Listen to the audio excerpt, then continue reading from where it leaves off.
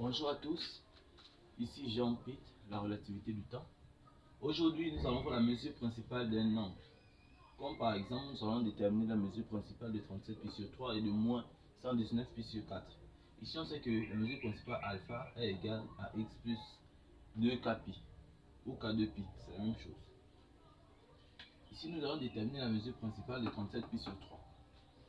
On a 37 pi sur 3. On sait que la mesure principale alpha doit appartenir à l'intervalle moins pi. Ok, donc si ici on doit déterminer cela, on doit placer ça dans cet intervalle. Donc ici on a alpha, on sait qu'alpha égale, on sait que ça me donne 37 pi. 37 pi sur 3 plus k de pi. Et ici nous avons moins pi et ici pi. Donc qu'est-ce qui se passe? Ici, pour déterminer ça, nous allons juste faire ici une équation. Bon, ici on voit bien que si on élimine 2 pi, cela va donner moins 1,5 par ici, strictement inférieur ici à 37 sur 6. 37 sur 6, parce qu'on voit bien qu'on élimine le 2 pi. C'est inférieur à 37 sixième plus k, inférieur ou égal ici à 1,5. Arrivé à cette étape, nous allons faire passer, nous allons éliminer maintenant le 37 pi sur 6. Donc, ça me donne moins 1,5. Donc, ici, si je l'élimine, ça va me donner ici moins 20 tiers strictement inférieur à k et inférieur ou égal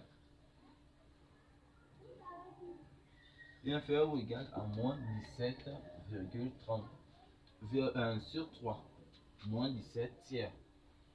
On sait ici que moins 17 tiers, bon, moins 17 tiers ici va donner moins 5,66 et que moins 20 tiers donne un moins 6,66. On voit directement que k égale à moins 5. Or, si k égale si k ici égale à moins 5, cela veut dire ici que alpha est égal à 37 pi sur 3 moins 5 facteurs de 2 pi. On voit bien ici que alpha égale à quoi? Alpha est égal à 37 pi moins, on voit bien ça donne 10, 30, donc ça me donne 30 pi sur 3. On voit bien ici que alpha me donne quoi? 7 pi sur 3. Oh, ça c'est pas encore une mesure principale. Donc, si on sait bien que un angle peut avoir plusieurs mesures. C'est en fonction du nombre de tours que l'on fait sur le cercle trigonométrique. Donc, ici, si je fais, au lieu de faire 2 pi, je fais moins 2 pi pour pouvoir éliminer et atteindre la mesure principale. Donc, c'est ce que nous allons effectuer ici. Nous allons effectuer 7 pi sur 3 moins 2 pi. Et on voit bien ici que 7 pi et 3 moins ça me donne ici, excusez-moi,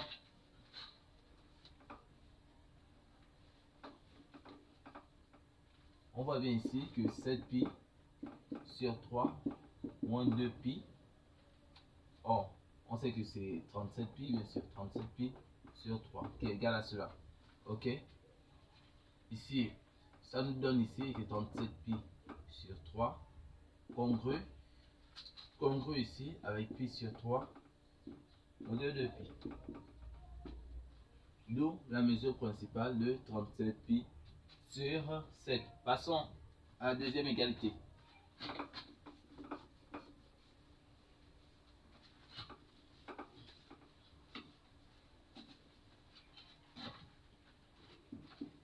Moins 119 pi sur 4. 119 pi sur 4. Bon, ici j'ai compris un moins pi.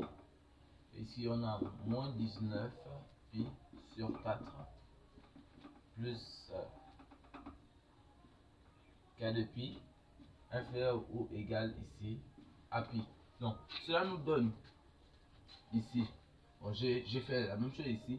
Ici par exemple, si j'élimine le 2pi, ça me donne moins 1 demi pi, moins 1 demi, strictement inférieur à moins 119 sur 8 plus k inférieur ou égal à 1 demi. Bon, ici, si je décide, bon, je vais éliminer le 119. Le 119 sur, ça me donne un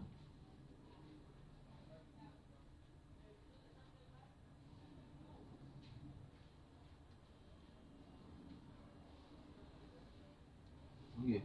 Donc, ici,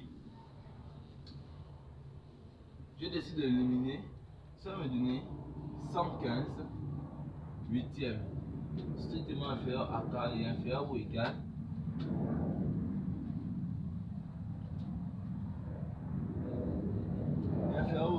à 123 sur 8. Ok, arrivé ici, ce qui me donne ici 15,1 375 inférieur ou égal ici, c'est k est strictement inférieur. Donc j'ai 115 sur 8. Ça me donne ici 14 375. Ici, je vois directement ici que k est égal à 15. Or, si k ici vaut 15, cela revient à dire ici que alpha est égal à quoi? Alpha est égal à moins 119 pi sur 4 ici, plus, on voit directement que c'est plus 30 pi. Oh, ça me donne ici alpha égal à quoi? Donc ici ça va me faire moins 119 pi plus 120 pi plus 120 pi sur 4, d'où alpha. Donc ça va me donner ici pi sur 4. D'où la mesure principale de cet angle. Et ici, bon, on voit bien ici que d'où 129 pi sur 4 congru à pi sur 4 au niveau de pi. Merci de m'avoir suivi.